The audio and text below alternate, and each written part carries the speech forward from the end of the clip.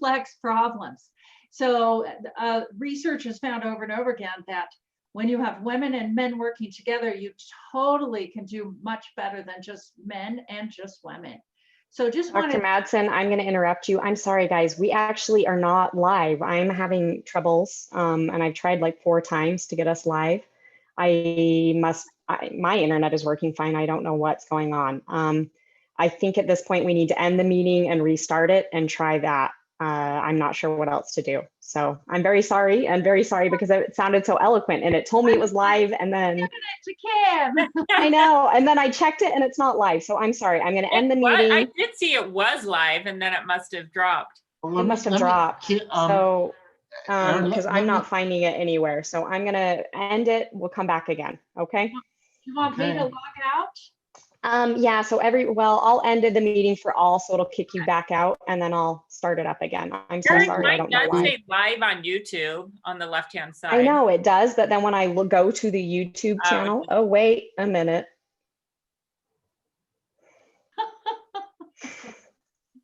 If YouTube is working, I'm sorry, everybody. So let's hang on before we do anything rash. Yep. Yeah. Okay. It's working. Okay. We'll keep going then. It's a good thing I don't have to start over on that. No, that was good. Rod did get an introduction. So I just set the framework for some of the discussion here, why it's so important. So when Kim and I talked a couple of different times and met, you know, I, of course, was encouraging Kim to take the leap and go ahead and run for office. So Kim, I would love just to have people hear a little bit about your decision making, why you were interested in it, why you were hesitant, but why you went forward. And I'll ask you some more questions. Oh, perfect.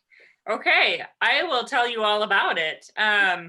I started out as a journalism major as my undergrad, and I covered the Provo City Council beat, politics.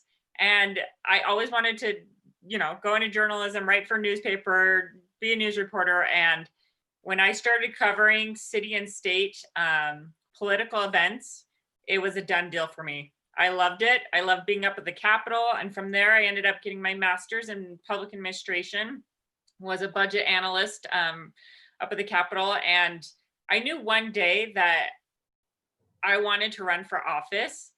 I didn't think it would be this soon. And I didn't think I had the experience. I was ready enough for it. And really that it was the right timing in my life. And I didn't even give it a thought of running for city council until I happened to be invited to a Republican dinner by Representative Brady Brammer. I helped him a little with his campaign, and I sat down next to a very nice gentleman who introduced himself as my Highland City mayor. And he said, "Oh, you're Kim Rodella. I want you to run for city council." And I tell you, I was taken back because never in my mind did I think run for city council. I just thought, you know, start out, I was PTA treasurer, maybe do a volunteer position, planning commission, get my feet wet, and then from there build it up. But he had such confidence in me that I was ready and I had the experience that I could help out, that it planted the seed for me to then really think, maybe this is something I could do. And then from there it happened. Kim, real quick, I just want people, so in the middle of you initially working at the Capitol, you had some kids, right? Yeah, like a lot. So I have 4 kids, ages 12 to 3 years old. And so I'm still in the midst of, do you guys see this chair back here? That is to keep out my kids from breaking into the office. So I'm still in the midst of raising kids. And I thought, you know what, I'm still doing this. I'm in the midst of raising kids. It's chaos, craziness. My husband just, you know, started his own business. And that's why I was like, it's not good timing. But when Mayor Mann planted that seed in me, it wasn't something I could let go, because I was like, I want to do it. And I know I can do it and I'd be good at it. And then I actually went to your presentation And you talked about instilling confidence in our daughters. And that did it for me, because I was like, you know what better way to be an example and a great role model and raising my kids than then seeing me do something that I was confident in and that I was good at. And I have to tell you, it's been life-changing, because my kids were out there campaigning for me all summer long. I mean, they won me the election. You can't say no to my 3-year-old, you know? And so even now, they, want to come to city council meeting. They're out there cleaning the trails.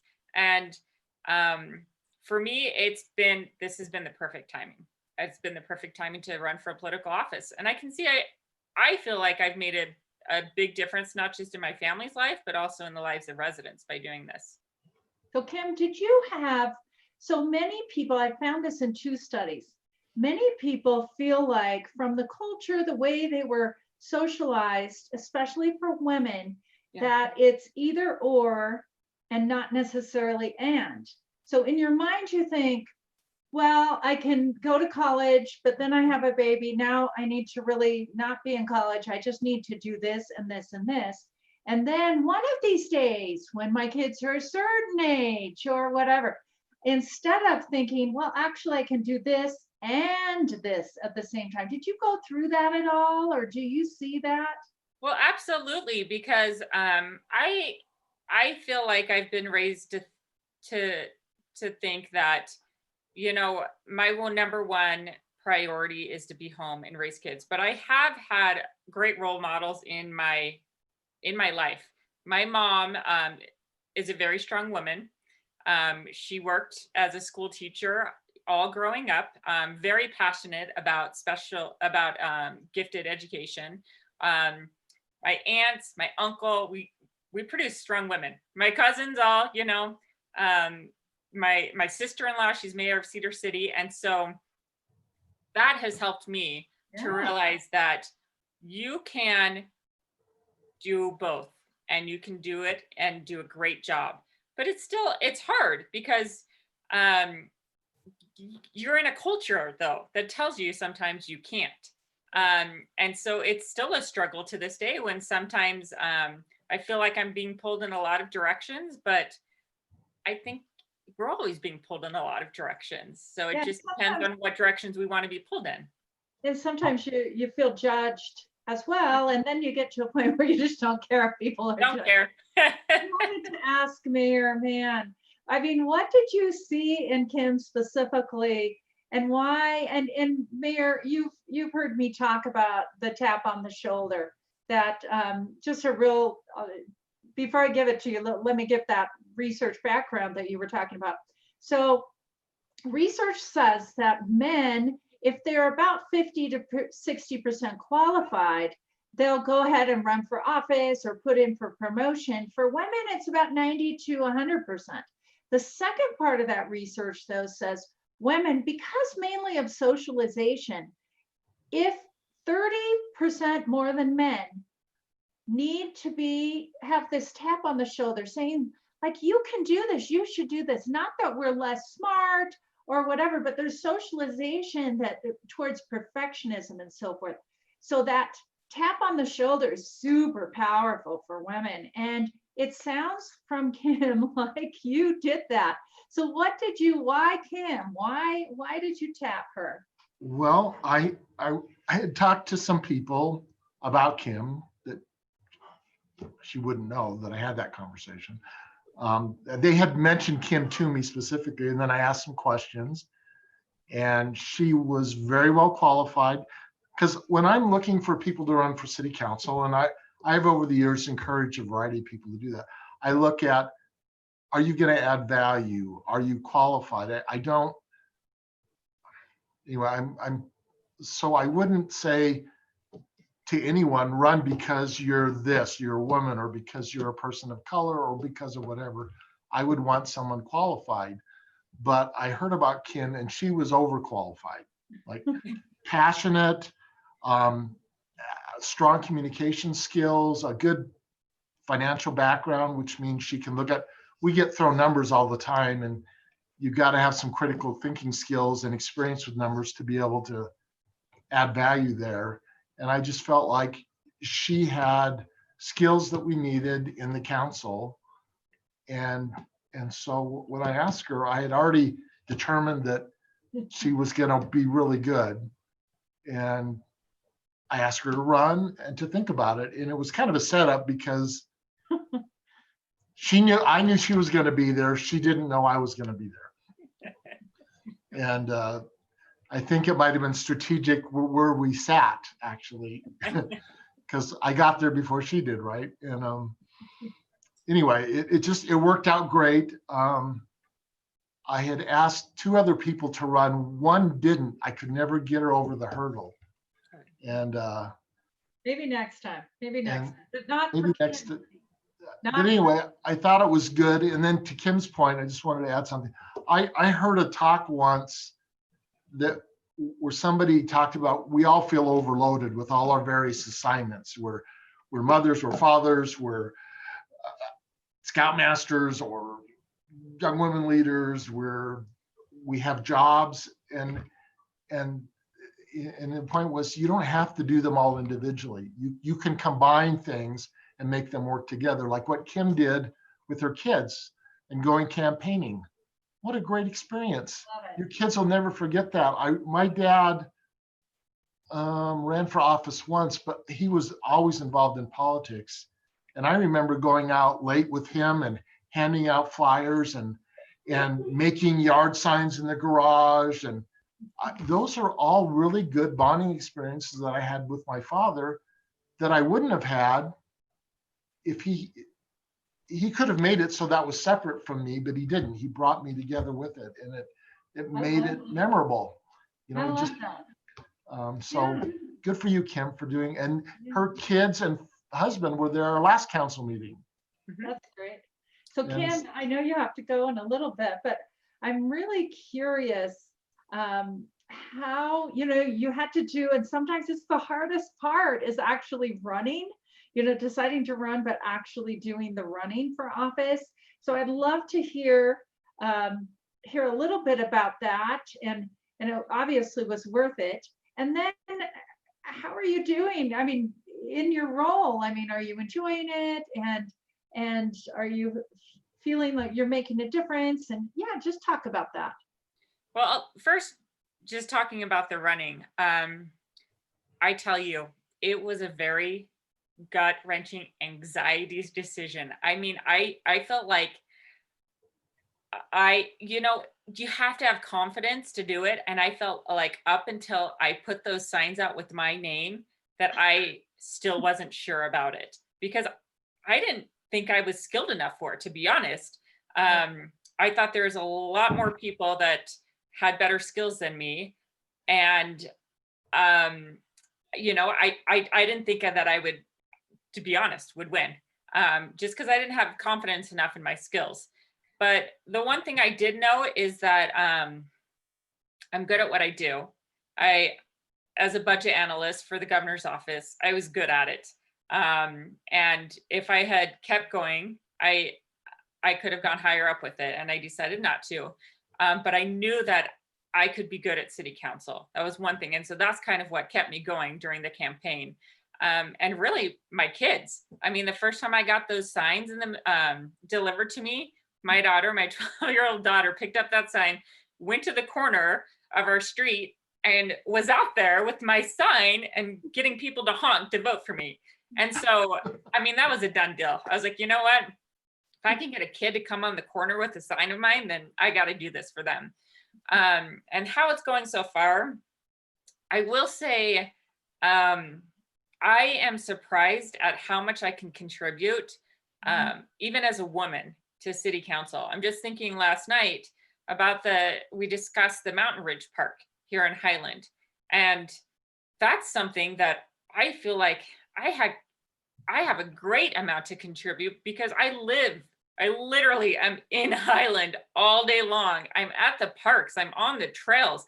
I know what kids want. I know how involved they are in soccer and in baseball, and what they, do and don't want to do. And every single time when I walk away from a city council meeting, I think, I'll be honest, I'll think, you know what, I really added some value here. And I surprised myself with how much I doubted myself, and then how much I look at the meeting after and see that because I'm a woman, and from what I know as a mom here in Highland, that it really does add a lot of value. And if you don't have that on your council, I think it's really lacking. It is, because you got to Research. have it. You Yeah, do. the research really supports that as well. I mean, you really do add value. Men and women, this is going to be shocking to hear, but we do think, and we have a lot of differences. Many things are the same, but we do have a lot of differences. And the biggest thing, like you said, Kim, is in the perspective that we bring because of our experiences with our kids, and the decisions, and just the different things that we notice. Women generally notice certain things that men often don't. And I will tell you, I do know some men that are very sympathetic. For instance, women generally are more aware of nonverbal communication.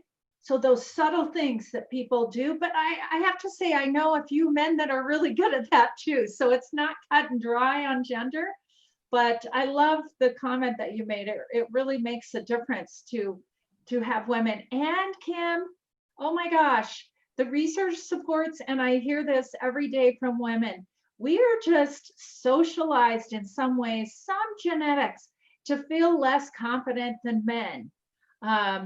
Even when we're just as competent, or more confident than men.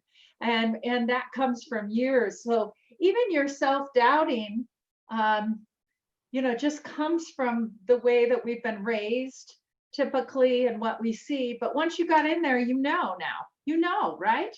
Oh, absolutely. I think every time I walk away from a meeting, I'll be honest, I think, man, I'm good at this. I love it. And I laugh because, I don't want to appear overly confident, but I think that there are things that I'm really good at: talking to residents and understanding and just listening and being a sympathizer to them.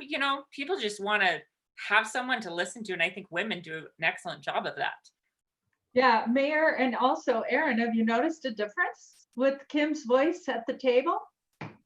Yeah, I have kind of a fun example. Oh no. This wasn't on my written list, Kim, but this just popped into my mind. We had a meeting. I am really bad at running short meetings, right? Our meetings go really long. And so I talked to Kim before a meeting, and I said, you know what, if we get out before 10, I'll buy everybody ice cream cones. Well, we were in one of these endless looping type of discussions, and Kim, with just a couple of words, was able to bring that to a close. And then somebody else actually made the motion and voted on the issue. But Kim, bless her heart, had the skill set to say, you know what, I don't even remember how it happened, but hey, we've covered a lot of ground. Here's where we're at. I think we're ready to make a motion on this and move on. And it happened. And we got out early by about a minute, and we got our ice cream cones at Arctic Circle. But I'll do anything for ice cream.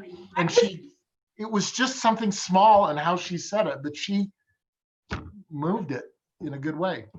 That's good. And Kim, I was going to say, did that ice cream motivate you? Oh, absolutely. I'll do anything for an ice cream cone. I think also, though, when it comes down to it, you have kids and you need to get stuff done quick and be productive. And that's something that we can bring to a city council meeting. The direction that the council's going, and you can kind of understand how everyone's going to vote. And once you get to that point, it's just, let's just do it. Let's just get it. So the other thing that Kim did really good, Dr. Madsen, was that when we first got into COVID, people started using the trails a lot. And Kim came up with the idea of decorating trails with like chalk art.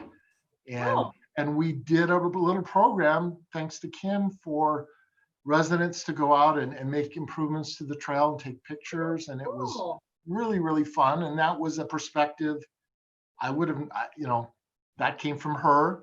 she gets all the credit. And then when we did a video about COVID and our response, you'll want to watch that link because Kim and Brittany are in that video. Great. I thought I watched that from time to time, and it moves me to tears every time I watch it. And they were a big part of that. So Okay, that was your goal, to bring the mayor to tears, right? Oh yeah, absolutely. Hey, well, thanks, Kim, for joining us. I know you have to run off to another meeting, but it was great having you here. I'm going to Oh. shift for a little bit now Kim. over to Erin. Before we talk about unconscious bias, Erin, I would love to. Oh, you disappeared for a minute. Oh, there you are. No, that was her. You That was just the other person leaving. Yeah, there you go. So, Erin, I know you've been reading the 2 briefs that we've just had out, and we have another one coming out. So we've been at the Utah Women in Leadership Project. And if anybody that's listening is not on our listserv, you can go to utwomen.org and check us out. We do the research on women's leadership and anything related to gender in the state of Utah. But we have really had a focus this summer and fall, going very deep into understanding women who are not necessarily running for office. We have done research on that, but women who work, full-time, part-time in city, town government. That one hasn't come out yet. We started with the state government, and then we just released a county. And then in October, we'll release the municipality one. And so what we're doing in those briefs is really comparing where we're at to the nation. We found, however, that there's hardly any data in any other state on this, but we also have a brief that'll be coming out in 2 or 3 more months on the experiences of women who work in government. So I'm all over this topic right now. And I would love to have you talk for just a minute about, why did you choose the path you did to go? You could have gone different directions in your career, but why city government? Why women in government in general? Absolutely. So I am from the once smallish town of Tooele, Utah. And when I was growing up, I was super involved in my community. I still have a strong love for that community. I did youth council, I did student government in my high school, and government law, that has always fascinated me. So I did, moving into college, I did political science as my undergrad. And 90% of people who do political science go to law school. So that's what I thought I was going to do. I worked in a law firm one summer and I hated it so bad.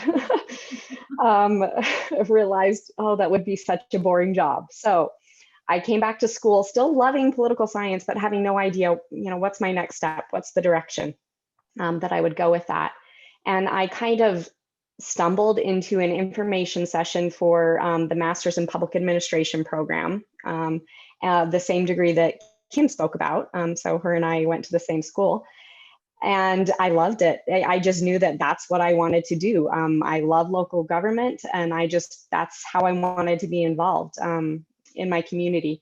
And throughout the program, I learned even more how professional managers can make a difference in communities. And what I love about it is I feel like my job is to provide a good experience for the staff members who work for the city, but also for the residents, so that they can have that same love for their hometown that I do for mine. That's what I want to provide to people. And I love it. I really do.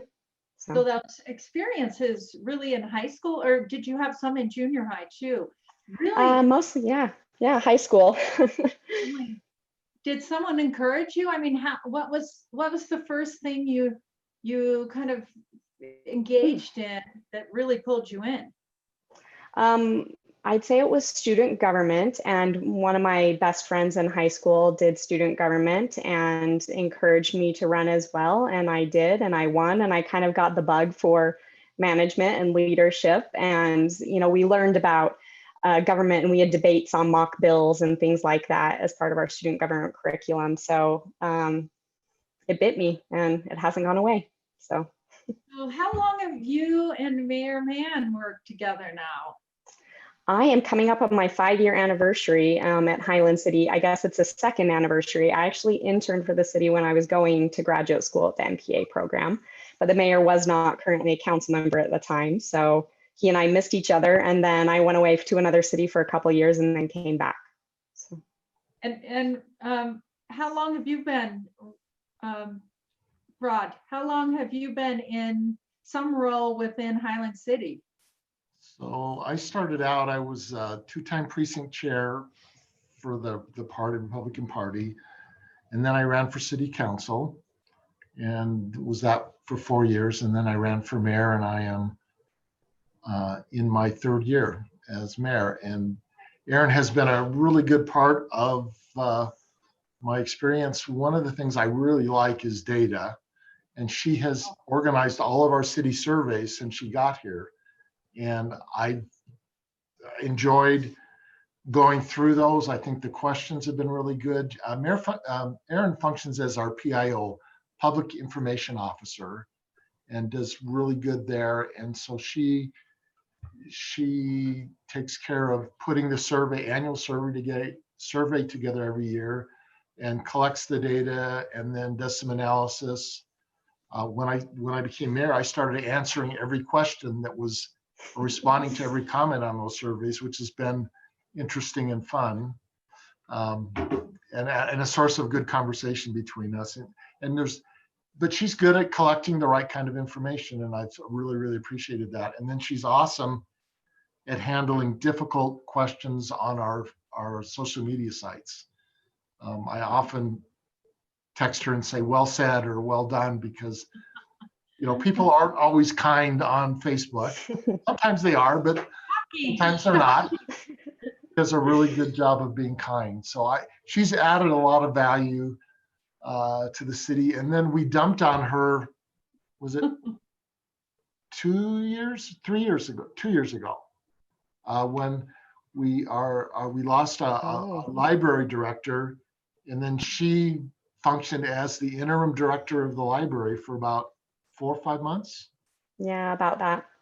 And that was like an unexpected challenge, but I think she learned from that, and now has a better perspective on an aspect of our city that she wouldn't otherwise have. But she just stepped in and did it. So it's been a real pleasure having her here. And I regularly say nice things in public and in private to her. So it's true.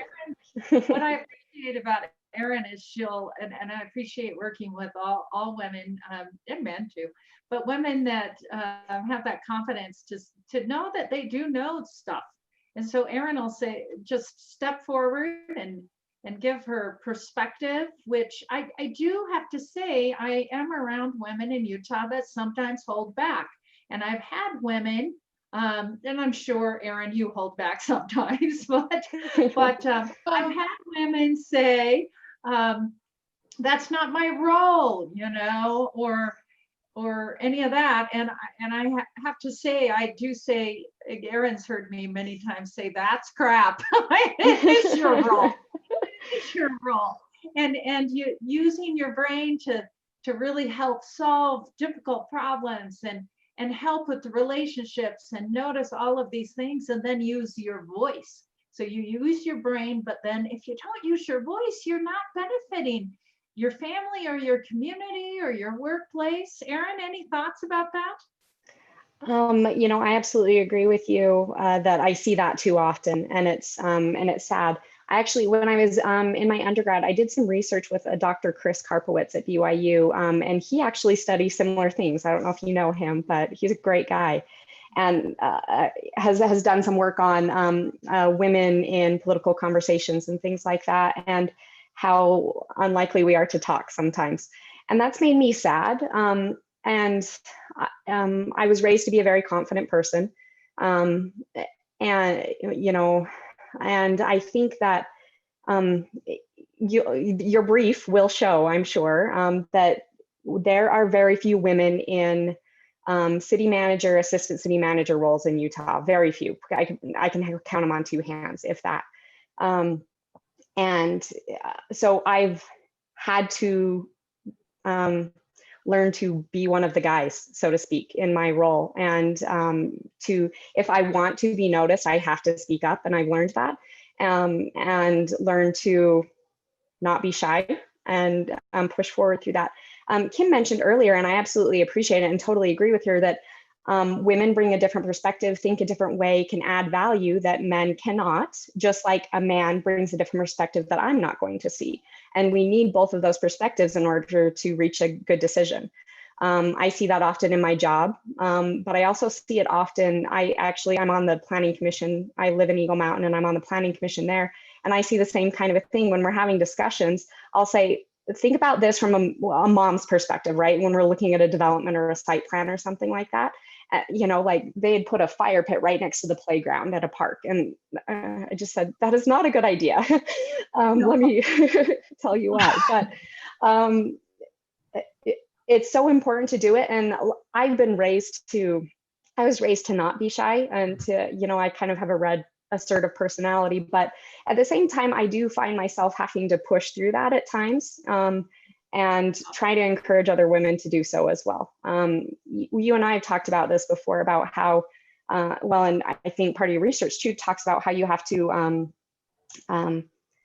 if two women are in a meeting or something like that, kind of echoing what another woman has said, right? Or encouraging another woman to speak up and things like that. And I've had some really good role models who've done that for me. And I'm trying to learn to be the same.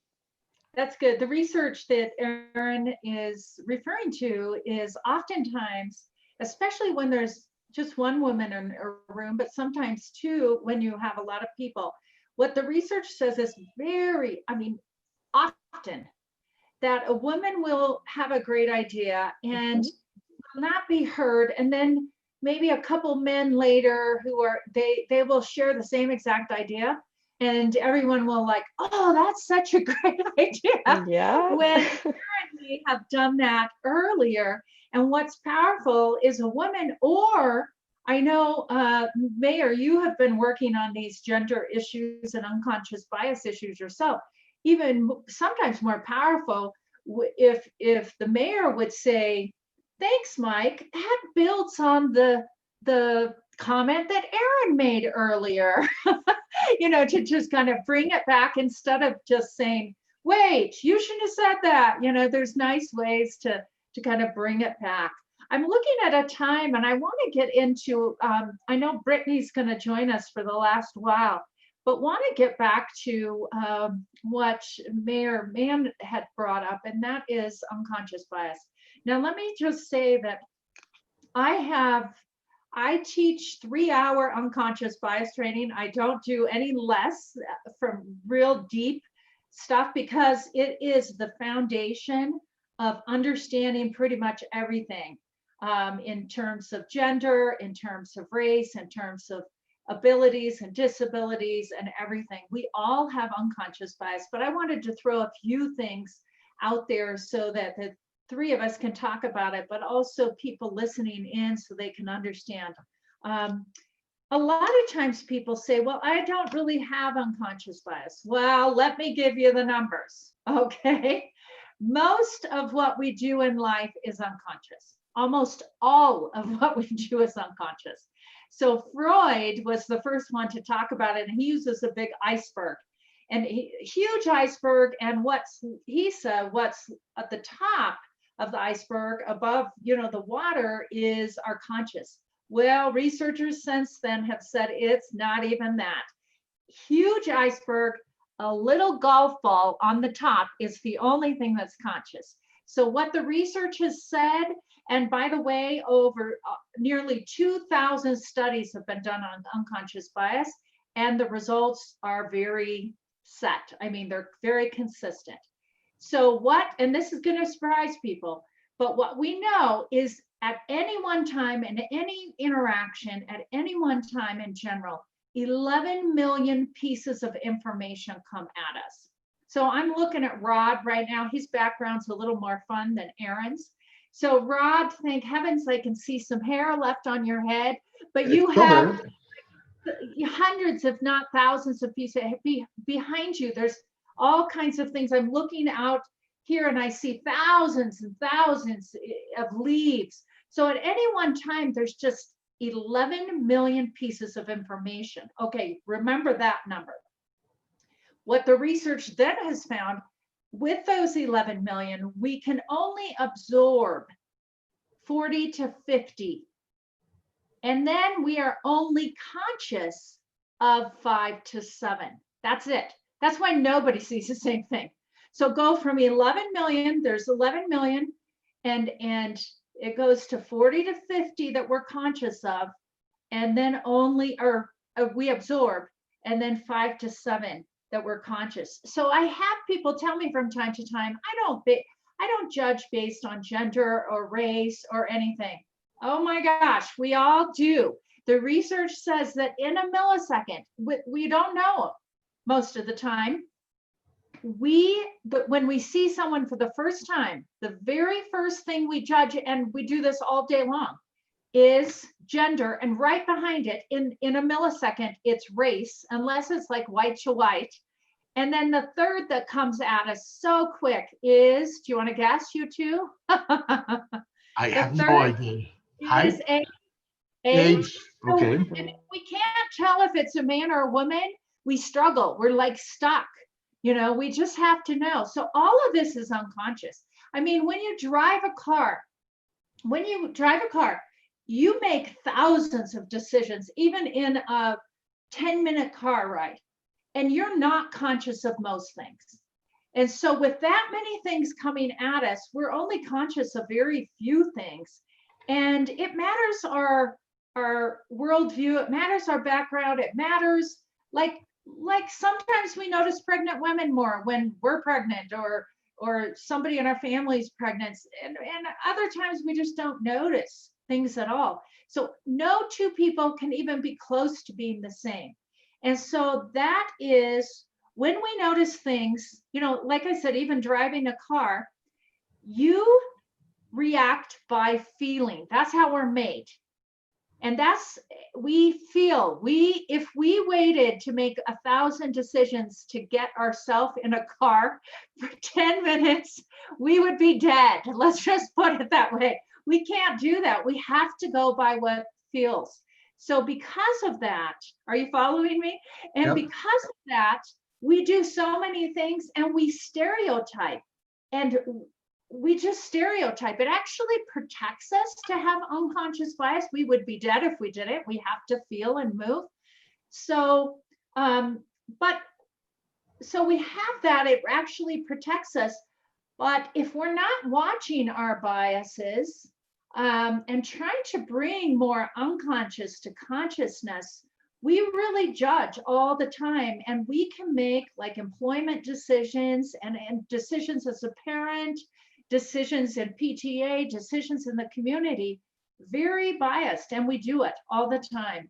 In fact, there's a Harvard implicit bias test, and I last year took it again on gender, and it still told me I'm super like biased against women. And you know, it comes from your background and so forth. So my point is that everybody has biases. Let me give you two quick examples. So one research study from Yale looked at people who were conducting interviews. So Erin, if I'm conducting an interview with you, it depends on, I judge you and could be influenced by whether I'm holding a hot drink or a cold drink. Seriously. We found in this particular study that people holding hot drinks, whoever they're interviewing, they will rate higher than people who hold cold drinks. So Now, the same this- person holding a hot drink would Yep. raise the score versus that same person holding a cold drink. Yeah. Okay. Here's another one. Let's all use you, Mayor, as this one. So let's say that I'm the boss, and you're interviewing with a job with me. So if I go out to the waiting room and just in a second say, come on back. If I see you sitting next to someone who's perceived to be overweight, I will rate you lower in that interview. Even if it was just a second, I went out to grab you, take you back.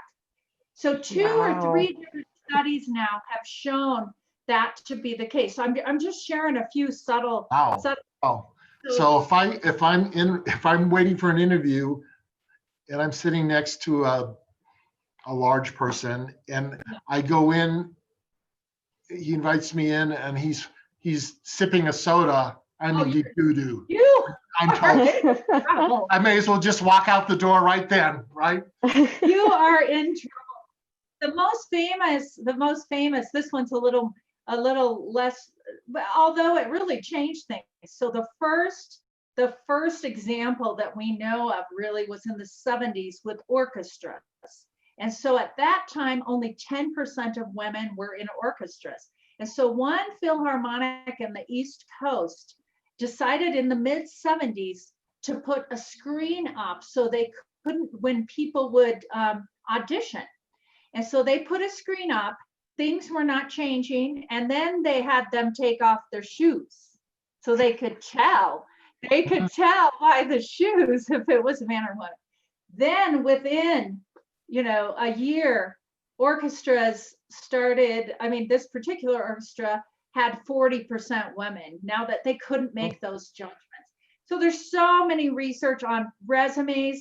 If you have exactly the same resume, exactly word for word, and you have a woman's name or a man's name, or a name of someone that sounds white and a name of someone that sounds black, people, the exact same ones, you will hire way more white people, or in terms of gender, you will hire 2/3 of the hires are men, even if and some studies say 3/4.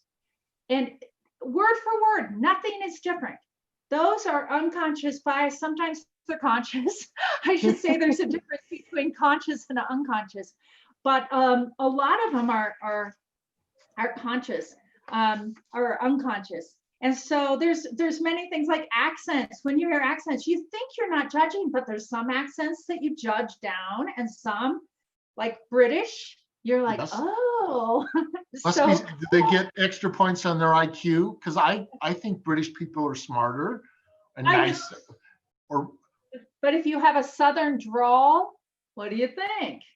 Yeah, I'm not gonna say. It would get me in trouble.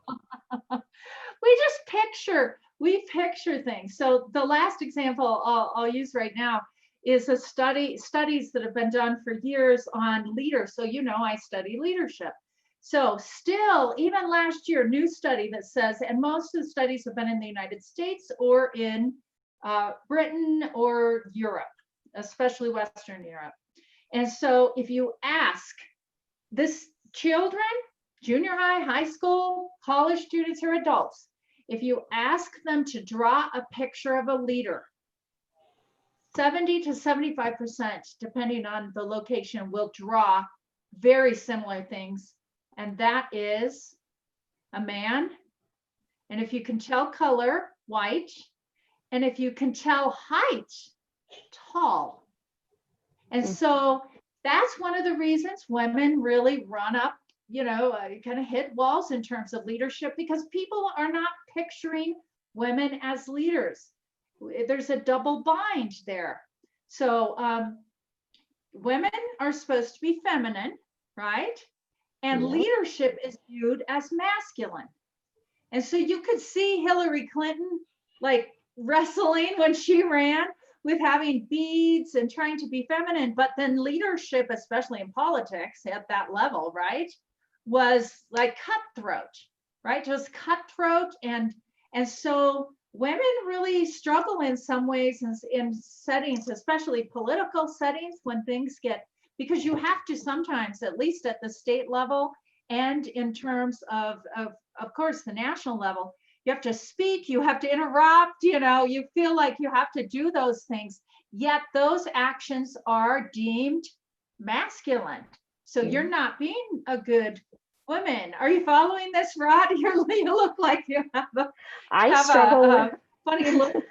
I struggle with this. Sorry, go ahead, Mayor. Us, and so I just wanted to welcome Brittany. Yeah. We'll invite her to, you're invited to participate in this conversation, but we'll focus on you in a couple minutes while we wrap up unconscious bias. So I do have a question for you, Dr. Mattson. So how do you affect change how do you affect on a long-term basis, not temporary, change? What are the mechanisms to use, or maybe what are the mechanisms you don't want to try and use?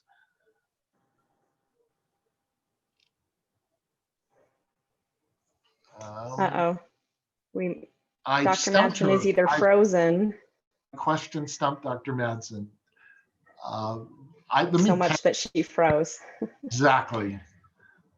So while we're waiting for Dr. Mattson to come back, I can answer the question, at least in part. Do you want to text her, Erin, and see if she's, or I call? actually don't have her phone number, Mayor. Oh, well, you know what? We'll do that. While Brittany takes a minute to introduce herself to us.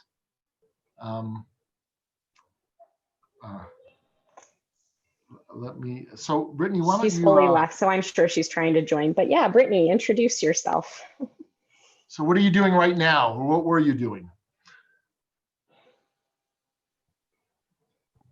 Are you muted? Hey, no, I think am I good now? You're good now. Yes, ma'am. Yeah, sorry.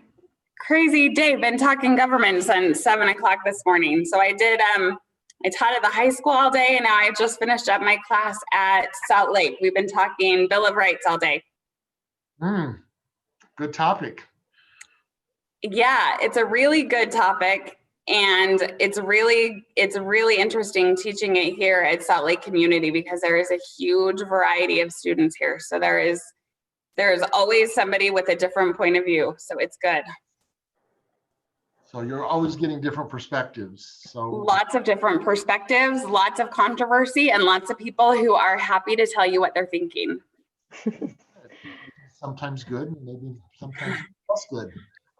It's usually good. You just got to direct it the right way, I think.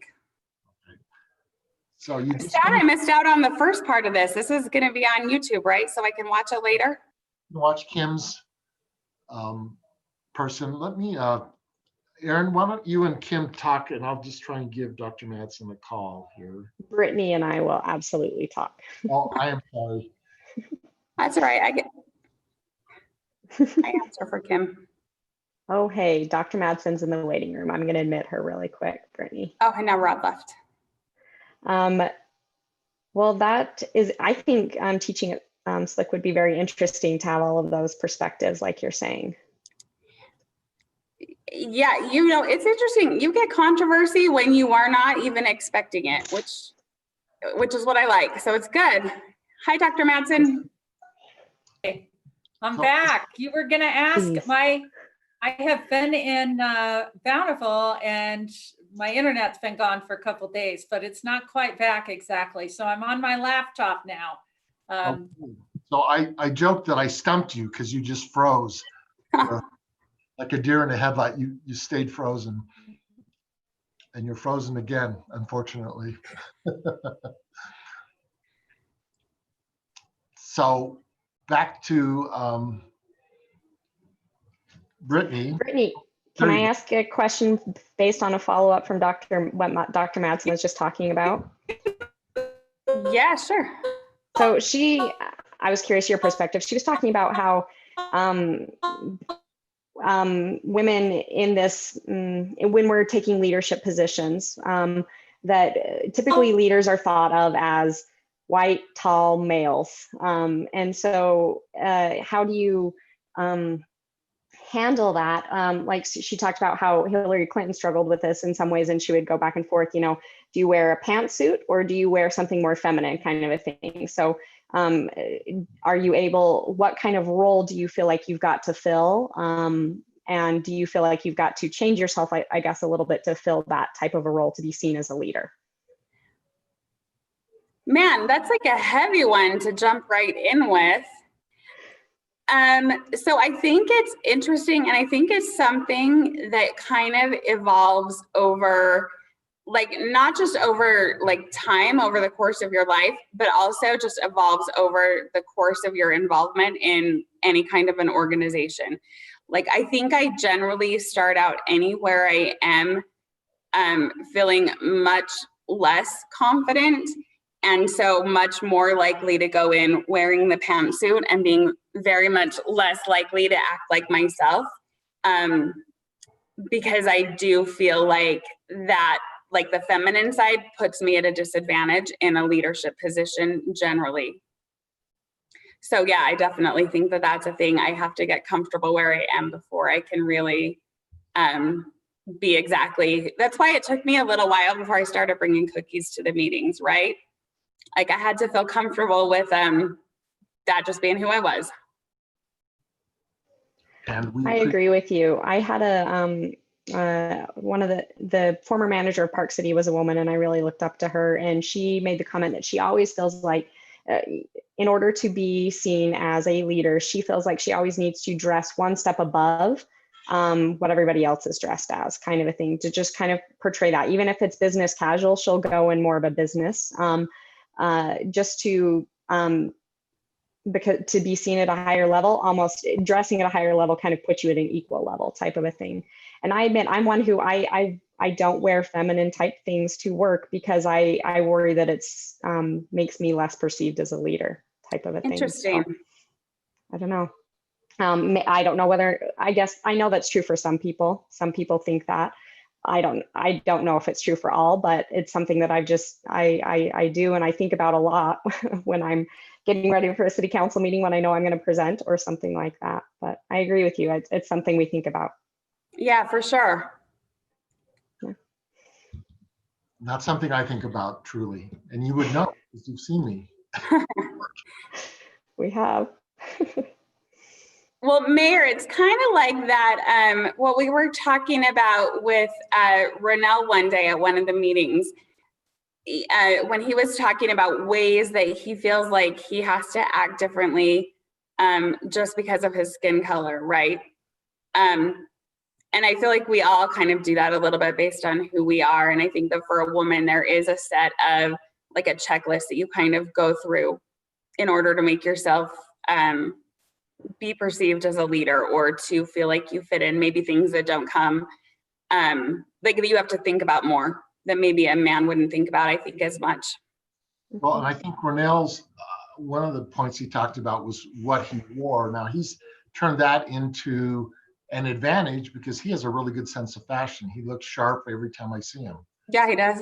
He's developed that because he had to, but he put a positive spin on that and said, okay, I'm doing this, but it's something that I am now turning into an advantage, a personal advantage, or something that I have that other men don't have, right? Yeah, interesting. If my daughter or wife don't dress me, I'm not nearly. You look great every time, Mayor. You're good. Well, from the waist up, yes, right? All that matters. John Krasinski and his short-lived, what was that YouTube channel thing he had? Yeah. It was awesome. And he would get up and he'd be wearing a tutu or something. Yeah. Dr. Madsen back. Day, whatever. So thank you for rejoining. Sorry about your technical problems. You might be muted. I'm unmuted now. Sorry about that. It's not been easy after the storms up here. Well, So I'm sure you're having a good conversation though.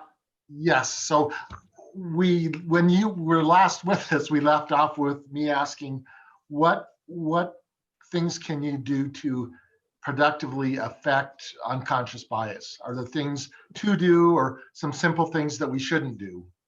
Well, I think the first thing is just to learn more about it. There's a lot to understand, and not learn in the way that you're beating yourself up or you're shaming other people, but learning more about what it is, how it affects you, but be doing it in more of a curious way, more of a developmental way, not a compliance kind of way. So being curious about, I wonder how that plays out in my life. So learning more, raising awareness and education is the first thing. There's a number of models that we can use. One called PAUSE, that all the letters stand for different things. But one tip that I'll give you that is really taught in a lot of unconscious bias courses and efforts on racism and sexism and those kinds of things is to do this. I have actually some circles. And so the inner circle, what you do is actually list names of people in your family, your really close friends. So you list them down, and then that's like the inner ring. And then a little bit more are people that you work with a lot, people you're around quite a bit, maybe not in your inner circle, but a little bit broader. And then the third area, you list what groups you belong to, your religion, your political groups, anything that you spend time. So then you have this map of what kind of who you're around. Well, if you take that and then compare it to the social identity groups of race and gender and different kinds of things, ability, disability, those things, if you're really not around people that are in other area groups, those are going to be your areas of stronger bias. So if you work with a bunch of men more and not as many women, then it's like you need to, then you're going to have more biases. If you're not around people of Black people or people of various races, you're just not going to be comfortable. You're going to have more biases around them. So one study actually said, I think it was University of Pennsylvania. So one semester they tracked roommates, and they would have some where there were 2 white roommates and some where there were 2 Black, and then some with 1 Black, 1 white. And then after one semester, they looked at their perceptions of racism and different things. And absolutely, if you had a white roommate that had a Black, you really made some good progress in that semester because you were around it. You got comfortable. You understood, that you just understood and became friends with people. And so the more you're around people, let's say even people with various disabilities, the more you're comfortable with that, the less you have those unconscious biases. So that's one of the tools that some of the tips are, if you're religious, join a church with more Black people. If you are used to hanging around with just men and doing things with men, open it up, do more things with couples, or find ways in the workplace to really do more socializing in ways that you feel is appropriate, so you can really utilize and be comfortable with people of different types. So I have to tell you, I've worked on unconscious bias for a long time, and I feel like I'm just starting my journey. And I'm pretty good with gender. But I. Well, No. build on that one because what Dr. Madsen said aligns with personal experience that I've had. I think the first close personal friend that I had that was Black was about, 25 years ago, 30 years ago. And we were having lunch one day, and we were talking about bias, and I didn't see it. I said, and he mentioned, no, it happens every day, all the time. He goes, I'll go to a store and a clerk will hand change to the customer ahead of me. And when I get change, she puts it on the counter instead of putting it in my hand. And that just shocked me. And that made me think. And that, in effect, started a journey for me on that I consciously thought about it a lot. And I would watch for that specific event to occur and then watch for others. And it was like, oh, wow, yeah. And so I didn't see it before he said that. And then I started seeing it. And so I know a lot of people that even in Highland think, well, we don't have bias here, and we do, we absolutely do. Like Dr. Madsen said, it's in all different parts of our life, but we have racial bias here. I'm absolutely certain of that, 100% certain of that. And it's not conscious or overt most of the time, right? It's just what we do on a regular basis, and maybe because we don't think it exists, we don't watch for it, and then we don't see it when it's around, because we're not expecting it. So I really appreciate Dr. Madsen and her research, and I know Erin and I talked about this after I went to a lunch meeting where she spoke, and I came back and said, hey, I met this lady, Dr. Madsen, and Erin already knew her, and in going through the list of things of unconscious bias as it relates to women, I had to go,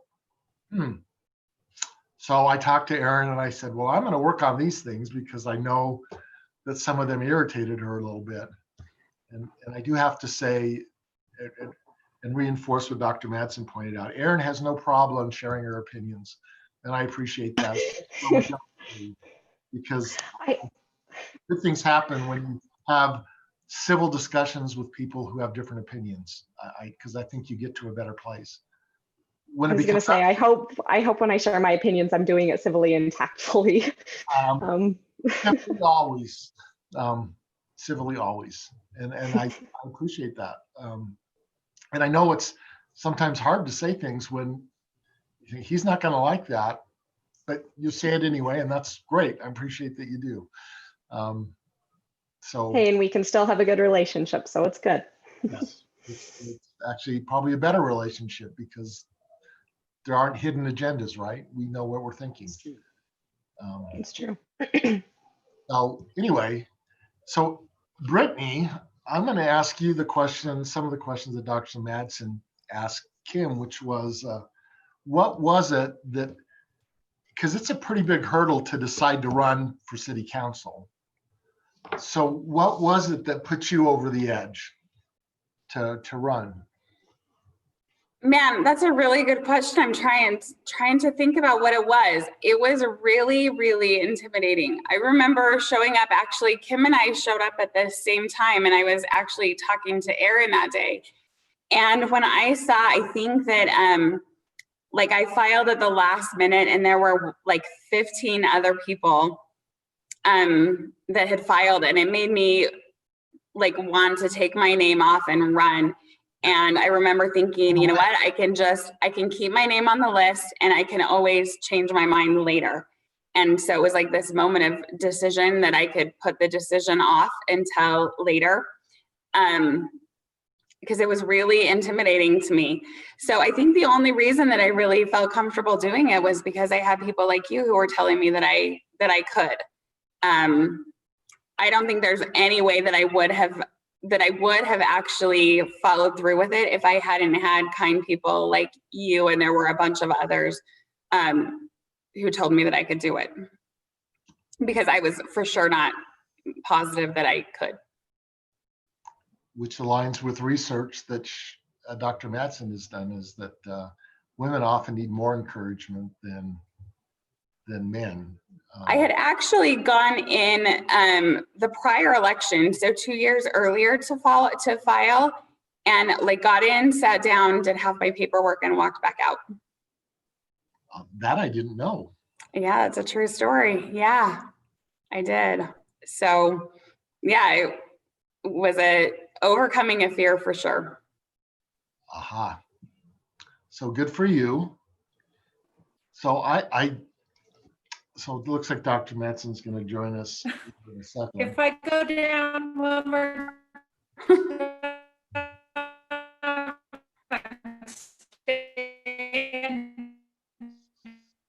So, almost. So what changed between 2 years before and the other years? So sorry. People Oh, write, Dr. I'm going Madsen, down.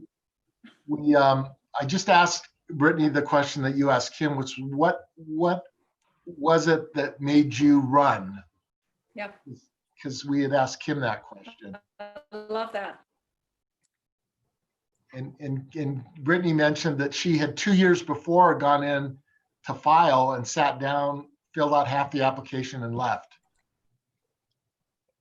Yeah, No. I did. I turned around and left. I got terrified halfway through. No.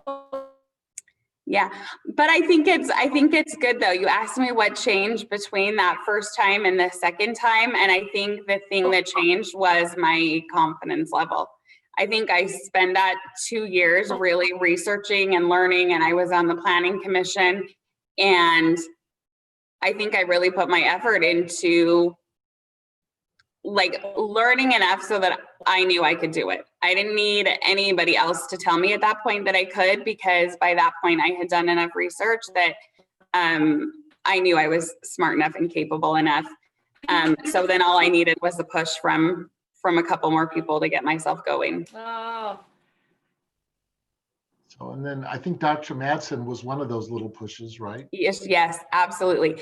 Yeah, I had such a good conversation with her about, I think it's an interesting time, and it was something that Dr. Madsen kind of sympathized with or empathized with at this period of time for me that I was going through at the time, where I was trying to figure out what I was supposed to be doing with myself. Like my kids were grown up and weren't needing me as much, and all of a sudden I had this desire, and I felt like I was smart enough to do something else, and I wanted to do something else. I wasn't super good at sitting around my house, and so she really gave me like that permission to think that it's okay to try to find something else to do with yourself, even though you're way older than a lot of the women who are just starting out. And that was a really big deal for me, because it was kind of I think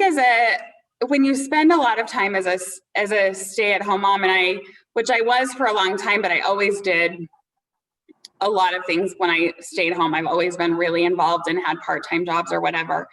But it's a really hard thing to jump back into a workforce or a city council and try to figure out what it is that you have to offer anybody, when the thing that you had to offer for so long is kind of gone in a way, and is a thing that's not really valuable to anybody else other than your family, right? I had spent all these 20 years raising these kids, which I mean, I feel like I did okay at, but all of a sudden that was like done. And then I think we do a disservice to women when we have them do that and not spend time during that time thinking about what's in it for me after this and what can I do when that's done. And Dr. Madsen really helped me see that it was okay to start something else later, even when I was really old. So that was really helpful to just have that permission to find something for myself and feel like I wasn't too old to try. Well, I don't put you in really old.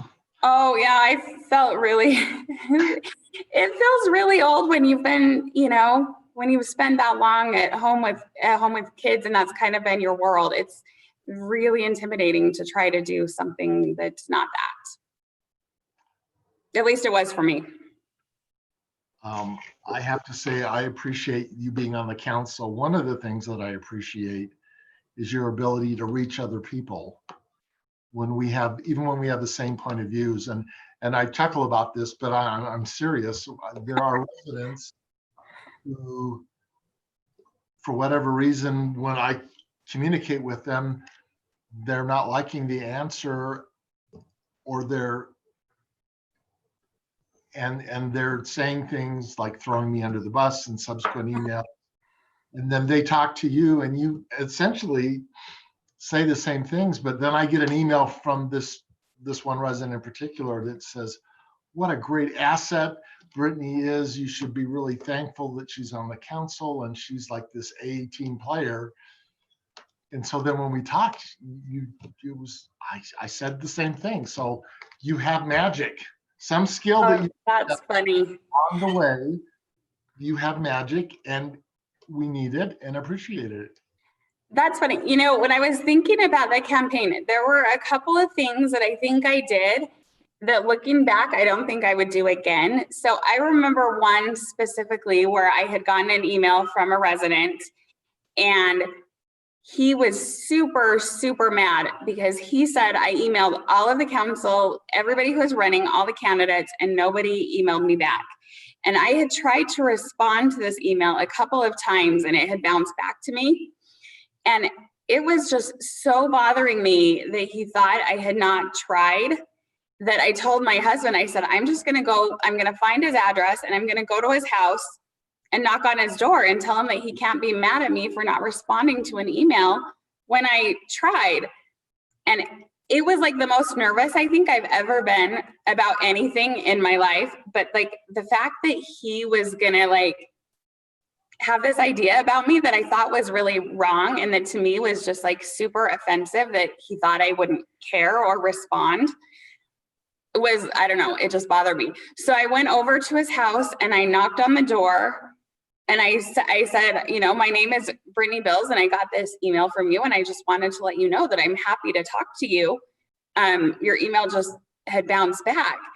And he invited me to sit on his porch. And I probably spent 2 hours like with him grilling me about the issues. And then I got up every like last nerve I had as I was leaving to ask him if I could leave a sign with him before I left. And he said, no, you didn't convince me yet. And I was like, I was devastated.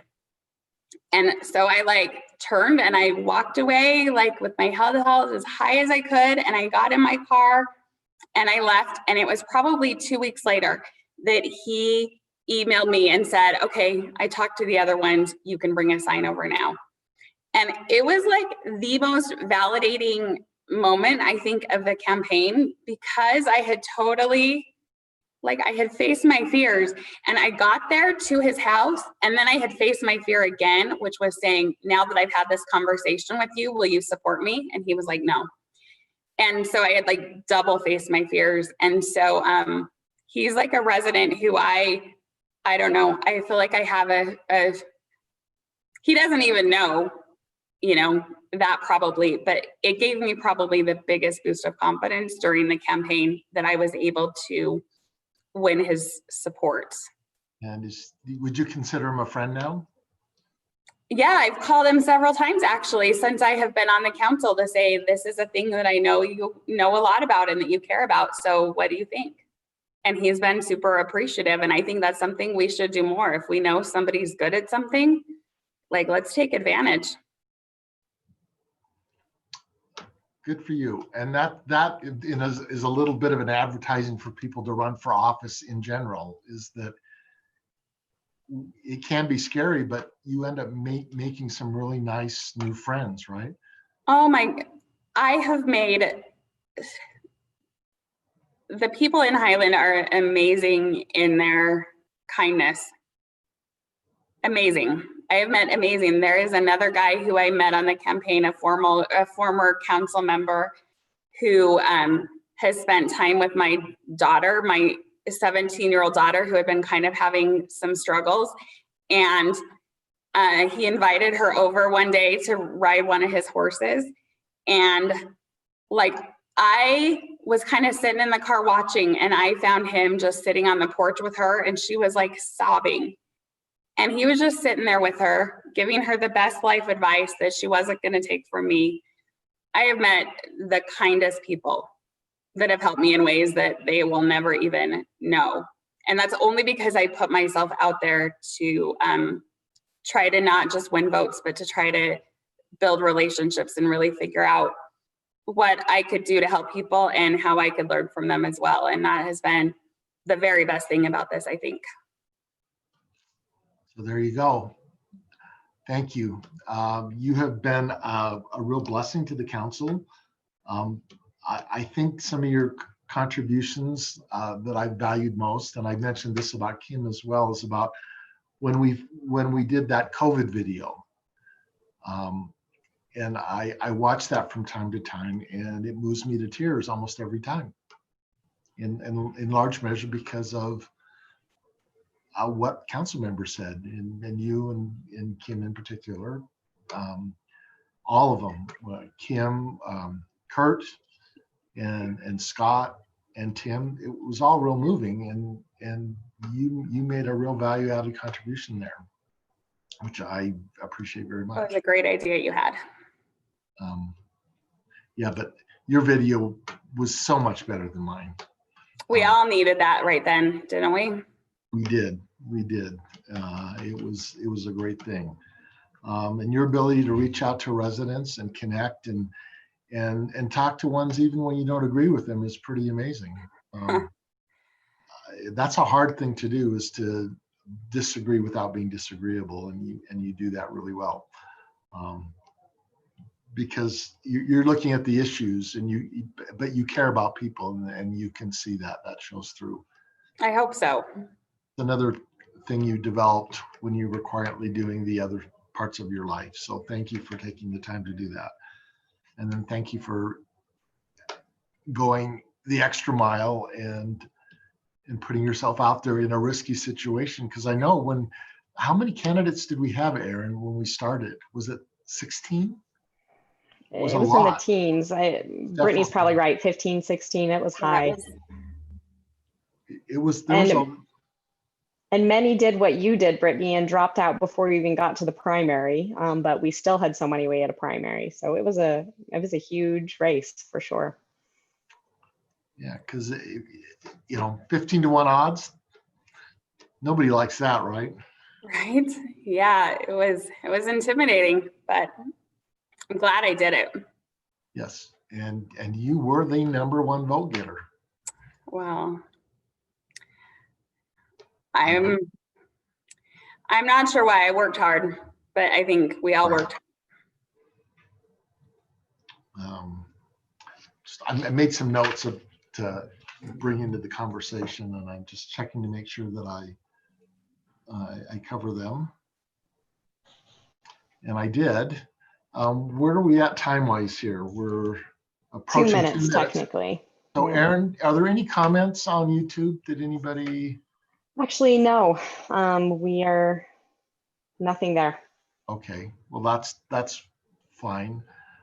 Anything that you want to say, Kim, relative to now that you've been in office for a whole 9.5 months or 8.5 months, I guess, or where are we, 8.5? Yes. 9 months. Yeah. At the end of December and November will be 9 months. Are there any experiences that stand out for you? Oh man, so many. I think I was thinking about this today. So in class we were talking about, well, I was talking because I'm older than all of my students, but I was talking about 9/11, since the anniversary is coming up on Friday.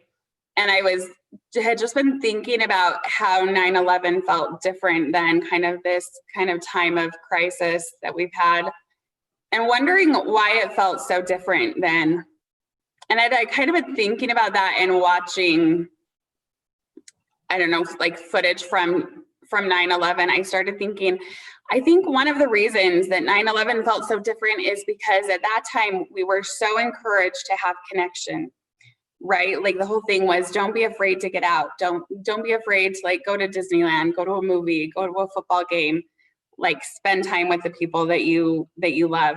And I think that's been something that's been really hard about this last 6 months, is so many of those connections we've been encouraged to not have. And I like what your wife has always said, that we are physically distancing, but not social distancing. And so I think that's just a thing that has really, I guess, stuck out to me, especially the last 6 months, is just how important that need for connection is as a city, and how grateful I am to have been. It has been really amazing to be kind of behind the scenes as this whole thing has played out and see the work that everybody has put in. Aaron and Nathan and Todd, I mean, the unbelievable amount of effort that people have put in. It's pretty unbelievable. And just watching the way that community and government has worked together. And so even though we haven't been able to have the kinds of relationships maybe that we had after 9/11 that kind of brought us all together, I think that I hope we're learning different lessons from this. I know that I have. And so it has just been such a unique experience to be able to be part of that, I guess, from behind the scenes. It's just been, I just feel super grateful. Thank you. And then what a great way to end an evening where we've talked with two of our new council members. We've talked about bias, unconscious bias, but just the fact that we need to have good connections. And I appreciate what Dr. Madsen said. And my takeaway was, if we want to affect unconscious bias, we actually need to make more relationships, especially with people that are different than us in whatever way that it is, whether it's race or disability or gender. Because I found when we make friends, it softens the heart, right? You get to know somebody and then it doesn't matter, right? Yep. That Erin has red hair, right? And half my grandchildren have red hair, but to pick on something relatively benign, it just doesn't matter anymore, right? That you're tall or you're short, or that you're Latino or Black or Filipino or whatever, it does not matter when you get to know somebody, because then they're a real person. And then that helps us on a long-term basis overcome our own fears. And then I think that will on a long-term basis change bias. There's no instant fix. I don't think there's an instant fix. And actually COVID has made it harder. And so we have to make extra efforts to make those connections. Erin, thank you. Any last words? I've enjoyed this conversation and enjoyed getting to talk to you guys tonight. So thanks. And Dr. Madsen, thank you for joining us. We got 2/3 of the time with her. Probably a good hour with her. Yeah. So I really appreciate her and her research, and the way she presents it lets us be reflective and make our own changes. And I appreciate the service of our two new members of council and that are female. And it's not that I appreciate it because they are female as much as I appreciate it because of what they contributed, because they're very well qualified. They've added a lot of value, and I so much appreciate having them on board. Thank you. Thanks, Mayor. Thank you. Thanks, Erin. And thank Highland. Like Kim said, we have kind and amazing people here. That's right. They do all kinds of things with no expectations of recognition or appreciation from others, but they do it anyway. And it's great to be in this wonderful community where over 75% of us want to live here for 10 or more years, and over half of us want to live here 20 or more years. That says something about the community. That's right. It's a great place to be. All right. Good night, Highlanders. Good night. Anyone else that's listening, we appreciate you joining us. Thank you. Thank you. Bye.